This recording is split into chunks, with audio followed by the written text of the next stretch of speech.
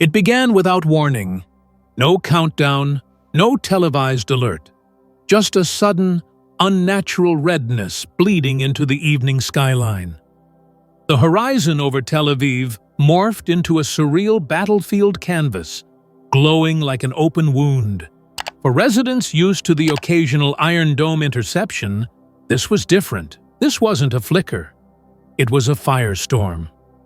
Amateur videos, captured in raw, shaky panic, told the tale no news anchor could articulate.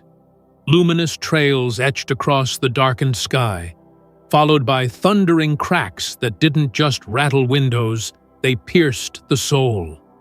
The shockwaves moved through concrete and steel, but they also moved through memory, reviving trauma buried beneath years of relative calm. The sirens, those haunting, high-pitched harbingers of danger, wailed as if mourning in advance. They weren't just alarms, they were laments. A teenage girl live-streamed from a shelter near Dizengoff. "It's like the sky is screaming at us." Her voice was trembling, not from volume, but from terror. In Ramat Gan, a mother huddled in a stairwell with her children. "I told them it's a drill," she whispered to reporters the next day. "But I knew it wasn't." Fires broke out near military depots and transformer stations, casting flickering orange into the already crimson sky. Fire crews fought both flame and fear. Hospitals activated mass casualty protocols, unsure what would come next. Megan David Adam paramedics flooded city streets like veins rushing to clot a hemorrhaging wound. But what burned deepest wasn't infrastructure. It was certainty. For years, Tel Aviv represented the heart of Israel's modern confidence. Cosmopolitan, defended, untouchable. That illusion shattered with every missile that slipped past the sky's guardians. That night, the city didn't sleep. Not out of vigilance, but because dreams felt too fragile. When the name Khorramshahr is spoken in the Middle East, it evokes echoes of past wars, of a city once reduced to rubble in the Iran-Iraq conflict. Now, that name is reborn not as a memory of loss, but as the sharp edge of Iran's newfound confidence. Khorramshahr 4 isn't just a missile. It is a statement, a banner, a final punctuation in the language of deterrence. With a range stretching beyond 2,000 kilometers and a 1-ton payload, the Khorramshahr 4 is designed not merely to strike, but to break paradigms. This missile doesn't follow a simple arc. It dances. Thanks to MRV, maneuverable re-entry vehicle technology, it can swerve and dive in its terminal phase, rendering traditional intercept predictions useless. To defenders, it appears not as a dot on a radar, but as a ghost, appearing, vanishing, then striking with ruthless precision. At Mach 12, it doesn't race. It arrives before defenders can react.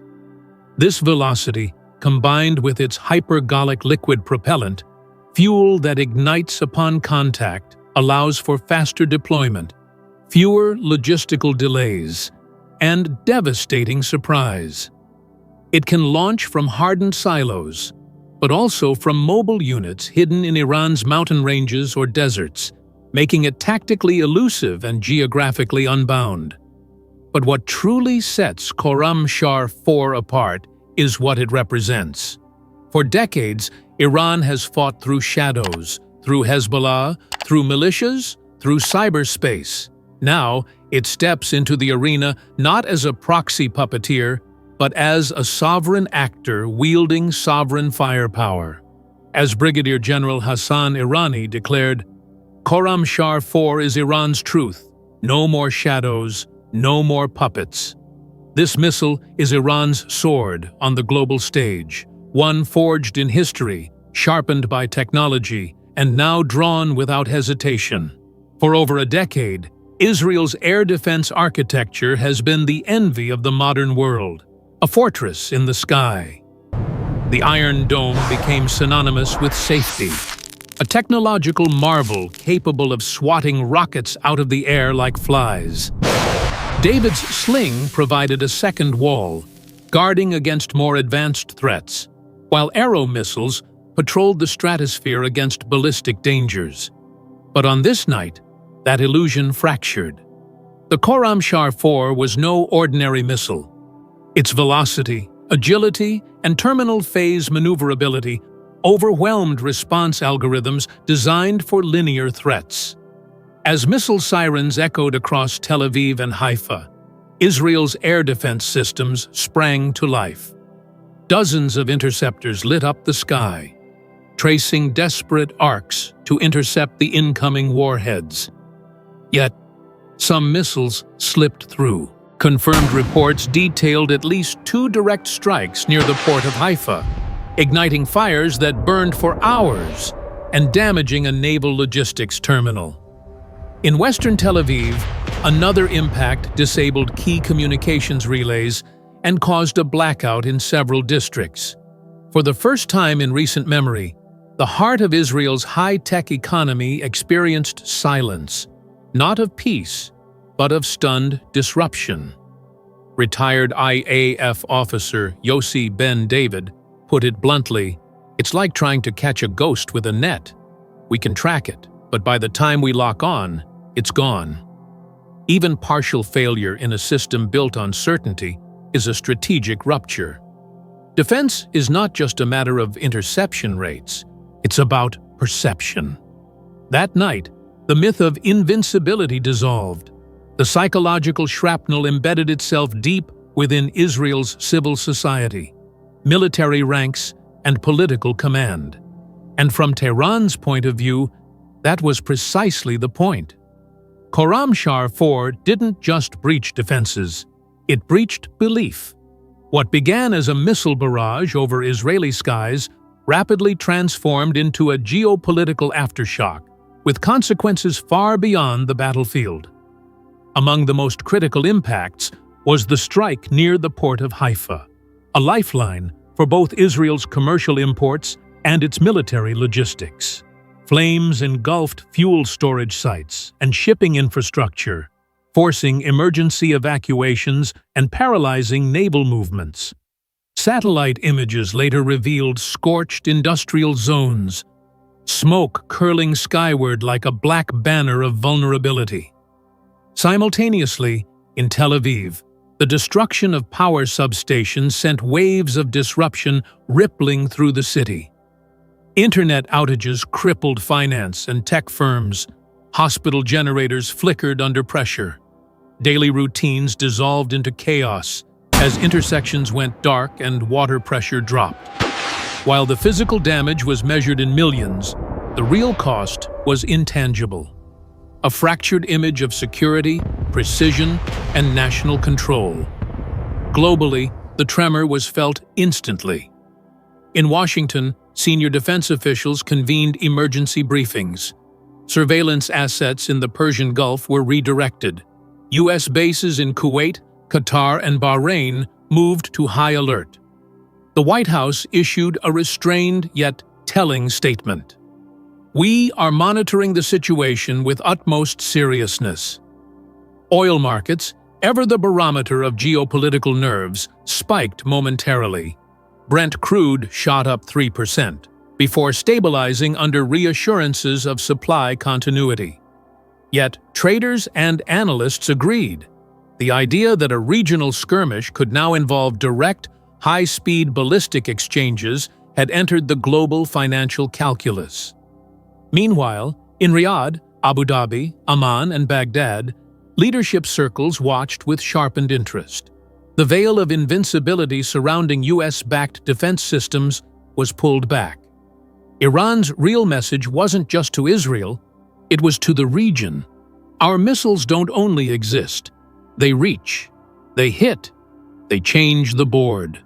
This was not a rogue militia launching unguided projectiles. It was not Hezbollah in Lebanon or the Houthis in Yemen. This was the Islamic Republic of Iran, acting in full sovereign capacity, unleashing a precision-engineered ballistic missile, state-to-state warfare, executed in plain daylight. And that shift changes everything. For Israel, the implications are existential. No longer can deterrence rely solely on qualitative military edge or layers of ironclad defense. Now, every decision, whether covert operations in Syria or overt support for U.S. pressure on Iran, must be weighed against the real possibility of reprisal reaching deep into its core cities. In Washington, strategic planners face a fresh equation. The old model, pressuring Iran through sanctions, cyber attacks, and occasional airstrikes, now carries the risk of direct retaliation. Iran has shattered the assumption that it would only respond through proxies. As one Pentagon source reportedly said, Tehran just reminded the region it can light up the map with coordinates, not slogans. For Arab Gulf states, Saudi Arabia, the UAE, Qatar, the message is chilling. Defense systems they purchased at extraordinary cost may not be impenetrable. If Iran dares to strike Israel, backed by the United States, what would it risk doing to Riyadh in a moment of crisis? Quiet diplomatic recalibration has already begun. Globally, the silence from Beijing and Moscow speaks volumes. Neither condemned the strike nor offered full-throated support. For China, which relies on Gulf energy, and Russia, which views Iran as a tactical partner, this moment offers leverage. The new Iranian capability becomes a geopolitical bargaining chip against Western sanctions, NATO pressure, or even trade deals. In Tehran, however, the calculation is clear. This was not escalation for its own sake. It was a demonstration, a performance of power, staged with surgical precision, scripted for every capital watching in silence. No missile strike, however precise, is free of consequence. While the Khorramshahr 4's success gave Iran a strategic high, the path forward is riddled with risk, and the Iranian leadership knows it. Firstly, sustaining direct state attacks comes at a steep price. Despite advances in missile technology, Iran's stockpile of Khorramshahr-class ballistic missiles is not limitless. Every launch draws from an arsenal developed over years, and replenishment under sanctions and surveillance is not trivial. Moreover, such open attacks expose Iran's launch sites to detection and potential retaliation. Secondly, Israel's response calculus is now far more aggressive. Mossad's clandestine operations, long a shadow force in the region, may pivot toward kinetic strikes inside Iranian territory. Cyber attacks, like the Stuxnet campaign, or precision drone strikes targeting missile factories or IRGC commanders, may accelerate. The question is not if Israel will respond, but how, when, and at what scale. For the United States, Iran's missile capability imposes a dilemma.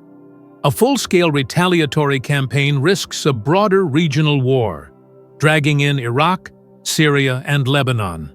But inaction erodes credibility.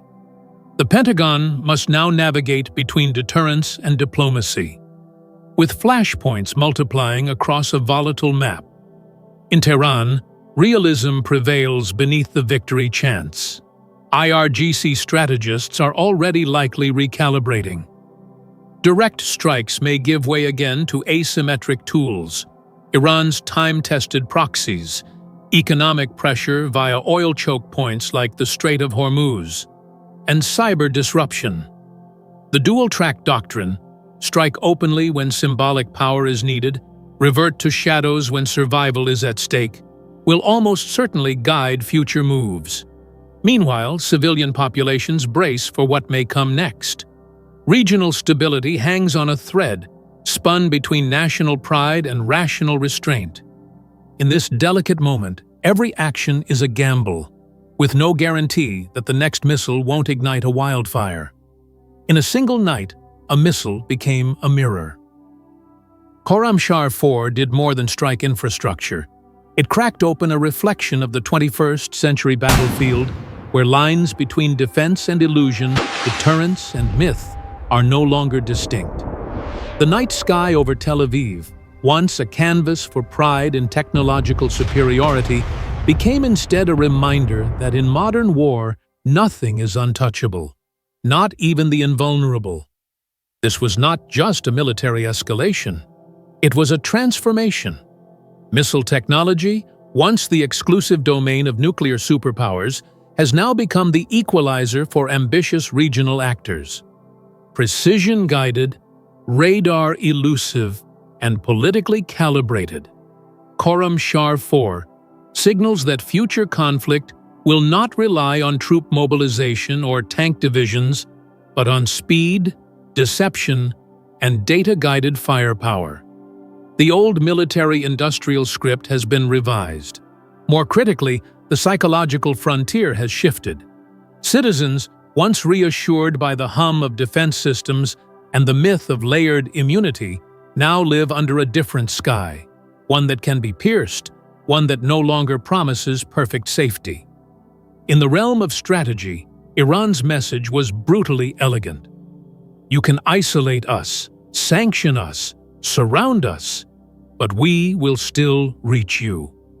It was not a declaration of war. It was a proclamation of presence. As world capitals recalibrate, a new logic emerges. Diplomacy is now inseparable from missile capacity. Alliances will be forged not just in embassies, but in the laboratories designing the next-generation interceptor. National pride will be projected not just on parade grounds, but in the telemetry of terminal phase maneuvers. Khorramshahr 4 was not the end. It was the opening act. Thank you for watching this video to the end. Please share your thoughts in the comments section below, and don't forget to subscribe to our channel to follow the next analysis and comments.